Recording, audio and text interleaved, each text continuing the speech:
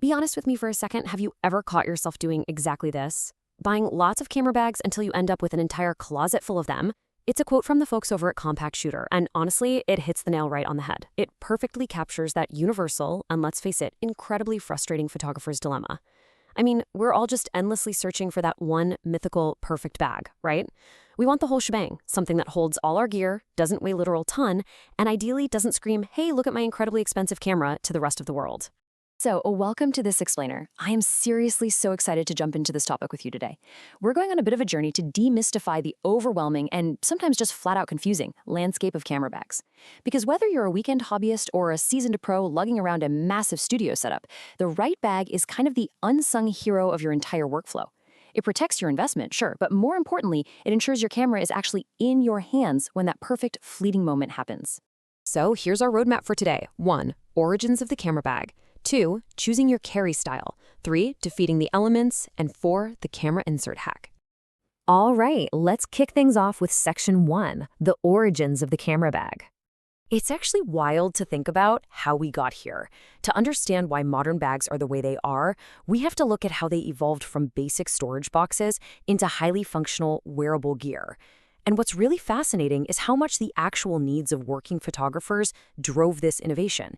Back in the early 20th century, you essentially just had fitted hard leather cases. They were protective, sure, but man, they were incredibly slow to use.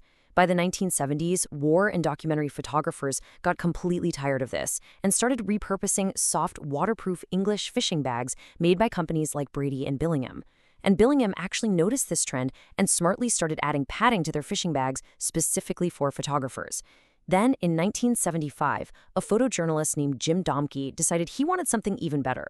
He worked with a tent manufacturer to create this canvas prototype that arranged gear vertically, meaning it could be grabbed from the top instantly.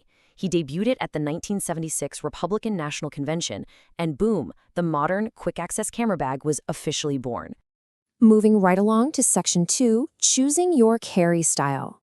If you look at the market right now, in the modern era, it's pretty much dominated by 3 main heavy hitters: backpacks, shoulder bags, and sling bags.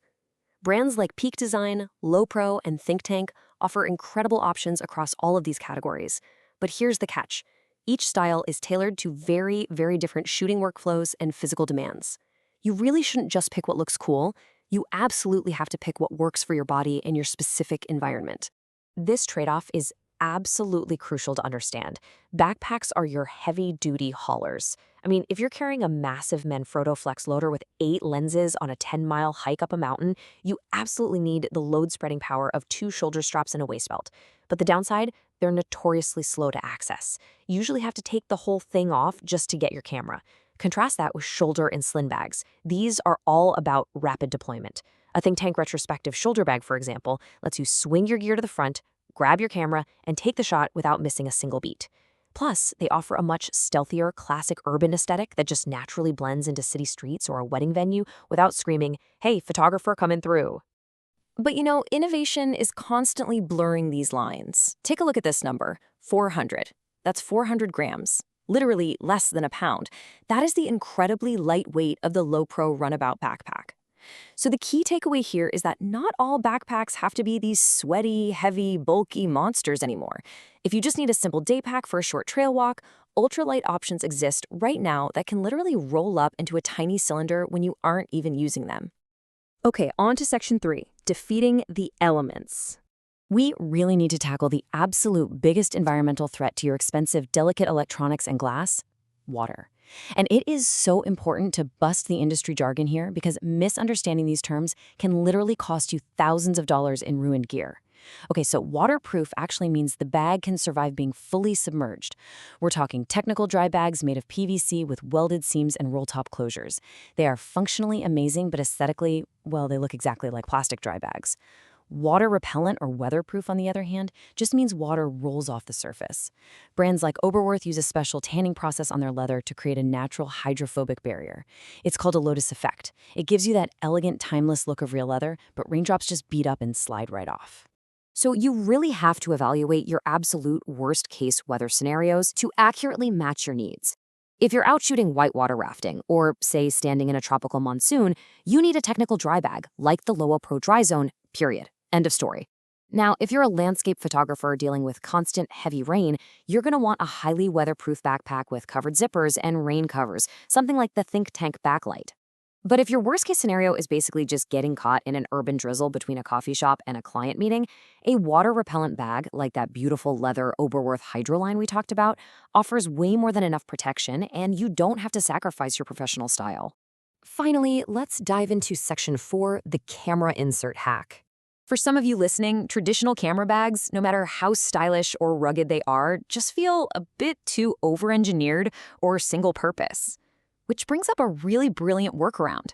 What if you could get all the protection of a high-end camera bag, but keep the comfort, style, and low-profile look of your favorite everyday backpack or messenger bag? It really makes you wonder, what if the best camera bag isn't actually a camera bag at all? Enter the padded camera insert. By buying a standalone padded insert, like the Tenba BOOB or the Peak Design Camera Cube, and just dropping it straight into a regular non-photo bag, you unlock some massive advantages. First off, they are significantly cheaper than a full setup. They're also much lighter. And hey, if you travel on smaller airlines in Asia or Australia that strictly enforce a 7-kilo carry-on limit, ditching a heavy, over-padded photo backpack for a super light insert inside an ultralight day pack can literally save your trip. Plus, it gives you a completely stealthy profile. I mean, nobody suspects a beat-up old-school backpack is holding a full-frame mirrorless camera and premium lenses, right? And if you're thinking, yeah, but using an insert means I'm going to sacrifice accessibility, think again. Modern inserts have completely evolved. Peak Design, for instance, makes a medium camera cube with side access zippers. If you position this correctly inside a regular backpack that also has side access, you can do that classic one shoulder swing, bring the bag to your chest, unzip the side, and grab your camera in seconds, all without ever taking your backpack off your shoulders. It is an absolutely incredible hack. So as we wrap up this explainer, the number one key takeaway I want you to remember is this. The absolute best bag perfectly matches your specific workflow and shooting style. Don't be wooed by a bag just because it has 100 pockets or can survive a Category 5 hurricane if you only ever shoot portraits in a sunny park. Your choice should be completely dictated by what you shoot, how you move, and what environments you actually work in. So before you go out and buy yet another bag to add to that giant closet full of them, I want to leave you with this final provocative thought. What are you truly willing to carry? And what can you leave behind to get the shot? Take a moment to really evaluate your actual gear needs. Simplify your carry, and then find that perfect vessel that effortlessly brings your vision to life. Thanks so much for joining me on this explainer, and happy shooting.